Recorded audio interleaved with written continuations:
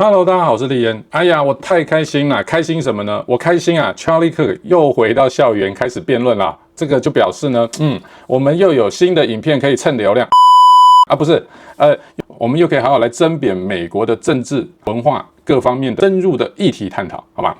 那当然呢，有的人可能会好奇啊，就是这个总统选举不都落幕了吗？那这个 Charlie Kirk 怎么还在留在校园呢？哈，我们之前也介绍过，其实 Charlie Kirk 他并不是一个政治家啊，他是美国最大的青年保守派的运动领袖 Turning Point USA 的创办人，所以对他而言呢，他其实仍然努力的在跟青年人对话，并且呢，致力于把这个保守主义的观念呢推广到校园里头去。那当然难免不了还是会激起很多学生或者是说一般社会民众跟他的论战，但是我觉得能够如此沟通、公开、透明，甚至可以说全世界的媒体都可以来观看的形式呢，我觉得这对美国重新建立一个什么是对的价值是非常非常有帮助的，因为这个才是一个人民都期望听到的一个公开透明的讨论嘛。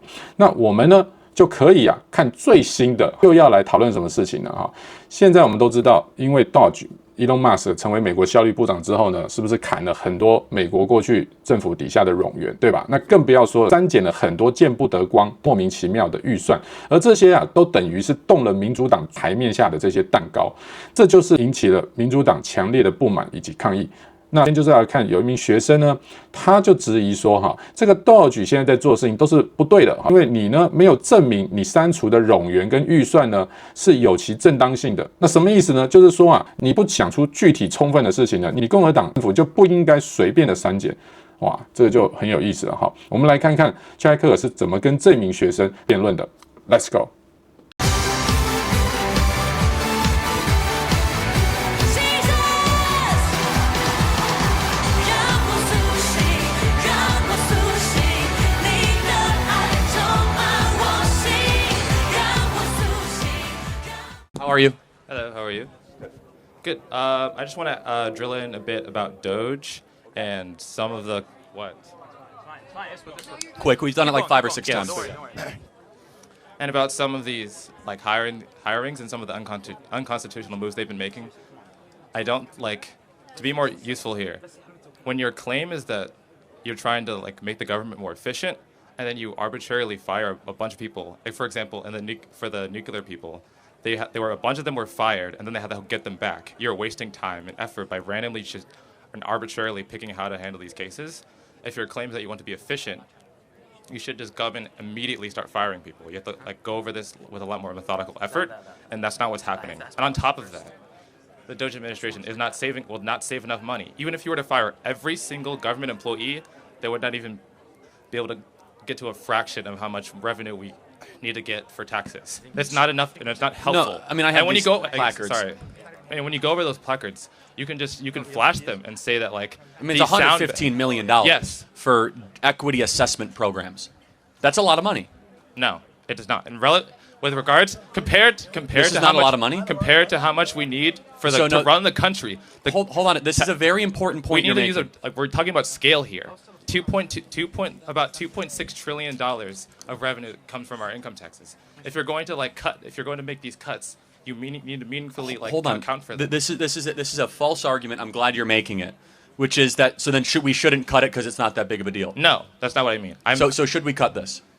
$115 million for equity assessment of existing program policies. The point is that if we're I'm going to make the point, but Okay. do you think this should be cut? It depends. You need to make the argument that it's actually good. You can't just flash the dollar. No, I'm going to flash and it. then say equity assessments of existing program policies, $115 million. Yes, you have to justify that this program is helpful or not. You have to justify the existence of the program. Yes, it should not exist. Why? Why does it not exist? Well, Why first of all, the president signed an executive order saying no more DEI. Okay. Equity assessment should have no place in the U.S. government because Why? equity is not constitutional. It's not in the U.S. Constitution. It's not an American value. Why? It's about redistribution. And $115 million is a grotesque amount of money to spend on it. So you should get rid of it to save taxpayer money. Now, it's not to your saving point, taxpayer money. it's $115 million to get rid of this. Now, it's also $144 million here of empty buildings. How about empty buildings? Again, you can't just say empty building. Well, you have to like go over a detailed. No, we did. That's why there's 97 of them. They reviewed the leases. Yes. They're vacated because of COVID. That's 144 million bucks. So right here, I have 330 million bucks. We're going to keep going, right? Yeah, you can keep doing that. No, but you have to actually just justify like why the policies are helpful or not. This is what's interesting. Like you can say how much they cost. Hold on but a if second. they do something useful for the government, then their prices make sense. They're empty buildings. What use is happening for them other than landlords getting rich for nothing?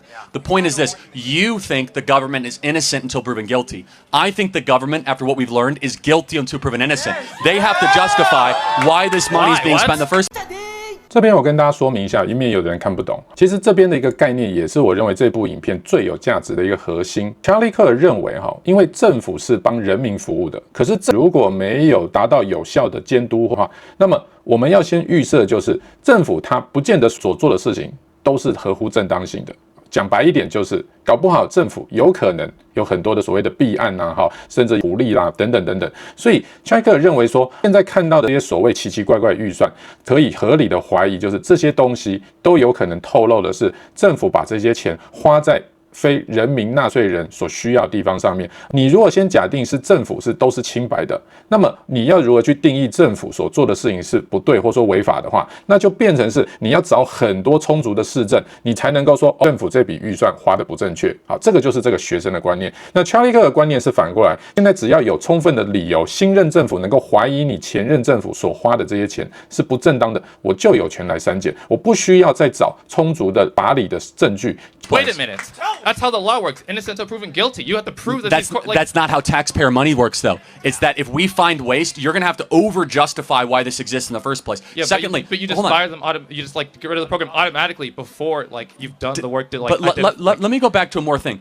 This is an argument they're making. Oh, it's not that much money. Even if you only save $100 in taxpayer money, that is a moral fight worth having. That attitude is why we're $35 trillion in debt. Secondly, which is very important, if you annualize DOGE's savings, you know how much they're on pace to save this year? $1 trillion. $1 trillion, which would then get us on path for a balanced budget. They're on pace because you say, oh, it's only $1 billion here. They've been in for 6 weeks. They've already saved $100 billion. By December, they'll be at $1 trillion.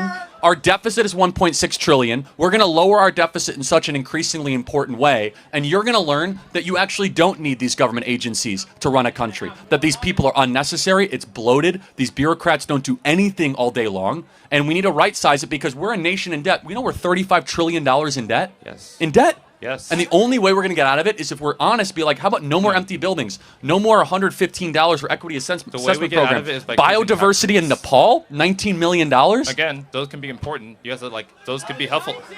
Okay, so how could biodiversity in Nepal for $19 million? We spent $20 million for a new Sesame Street in Iraq. It's true. You guys can look it up. Yes. $20 million for New Sesame Street in Iraq. And because no one has ever had the courage to look through the books and look and examine the expenditures. But that's not what's happening. No, it has happened. No, Biden, Obama, they never looked through any of the federal expenditures. And we got to $35 trillion in debt. This is the first time in my lifetime we have an administration going after the waste, going after the size of government to balance the budget so that you guys don't live as indentured servants and Russian serfs for the rest of your life. Well, I just want to say, what? Never mind. Go ahead. You don't need to interrupt people. Thank you. The point is, when you want to deal with this problem, you can either increase taxes or cut spending massively. The point is that these programs aren't efficient and helpful for getting to that goal. Yes, I just proved to you that they're on pace for $1 trillion in cuts. But even if it's only $1 billion or $2 billion, that's admirable and noble. That's just so we're clear. Is twofold. You have to both justify that these programs are bad. I think no, you can flash this. This is a program. It costs this much money. We should cut it. That's not an argument. $1.5 million for voter confidence in Liberia. Again, you can say that. Do you know anything about Liberia? I happen to know a lot about it, but that's a separate issue. It's not about what I know. It's about the people in the government making these decisions. Yes, and they have proven themselves to be robber barons over the last 20 years. That they're spending your money with reckless abandon and total indiscretion. And it's time that this is what's important. It's we the people, not we the government workers. And we've taken back the government. The government workers are also American people. Yes, but who works for who? Do we work for them or do they work for us? Which one? Yes. They work for us. They work for us, yes. So we voted in November by popular vote and electoral vote landslide that this crap is over. And that's what we're doing. We overwhelmingly spoke. And so we're going to go piece by piece, department by department, and this is why it's important. You guys deserve a future where you don't have $35 trillion in debt, where you don't have $1 trillion deficit. Solving that problem by doing this. Again, $1 trillion. You have to address this. They're on pace to cut $1 trillion by December. That's big. Big. That's 75% of our deficit. Okay. But my point is that like you have to meaningfully increase taxes or cut something like cuts. Yes, you do. Well, I know that's what he's doing. They are meaningfully cutting spending. You have to cut taxes. You have to either raise taxes. No, you don't. Or massively cut spending. Got it. Let me just ask one final question. Yes. If Trump and Elon get this done and balance the budget and cut all this, will you give them credit? It depends on how successful. Wait, I am not finished speaking. Oh my God! It depends on how successful the country is afterwards. It depends. If you make a lot of cuts and the country becomes worse, then you didn't do your job. Okay, we'll see what happens. Thank you. 民主国家为了防止政府花钱有弊案产生，一般都是立法院要经过预算的审查嘛，应该都是为了怕你随意的去造成不必要的支出而来做严格的把关。那在美国现在出现一个很奇特的现象，就是呢，反而民主党左派这边要求是政府要减预算，我还不允许啊！我希望你花钱，我希望你呢就应该把纳税人的钱呢好好的用光，不花钱办不成事儿，现在都这样。你呢？主动删减要来跟我报备，要跟我告诉我说为什么删减这个是有必要性的，这就特别了哈。其实这个逻辑是非常简单的，前任拜登政府这些预算都已经是正在进行式啊，已经行之有年的。那现在川普政府他们如果认为这笔预算是不合理的，因此就砍掉它，这有什么错呢？因为换政府本来就是换人花钱嘛，讲白了就是这么一回事嘛。我认为这个是很理所当然的。好，但是这里面透露一个很棒的观念给我们，就是我们人民到底应该怎么去看待政府的预算的这件事情上面，有需要说认为政府所花的钱，前提每一笔都是清清白白、正正当当，然后我们要找足够多的市政理论依据，才足以去减少预算吗？那这样子的话，会不会钱越花越多呢？因为你很难删减嘛。那只要任何多一个名目或者说多一个项目进来的话，以后你要去删除掉这一个项目，不就变得相对困难吗？那这样子钱越花越多，终究转嫁到的是老百姓的纳税钱呢。好，所以我想这就是这场辩论最大的差别了。OK， 希望今天这部影片呢，你也能够看得有收获。我自己觉得很有意思。那么我也期望未来能够听到更多查理克跟同学们针对前美国总统川普施政的状况的这样的相关辩论。从另外一个角度来讲，是最好的一种可以透过人民的声音来反映监督川普施政的表现，对吧？当这个质疑是合理的时候，我相信其实查理克的辩论，搞不好反而是能够给川普政府敲打一个警讯，或者就是说你什么事情也许在做法上是不见得站得主角。那你对这一场的讨论，你的看法又是如何呢？非常欢迎在下方留言让我知道。OK， 我们这边是超级神队友，我们就下期再见，拜拜。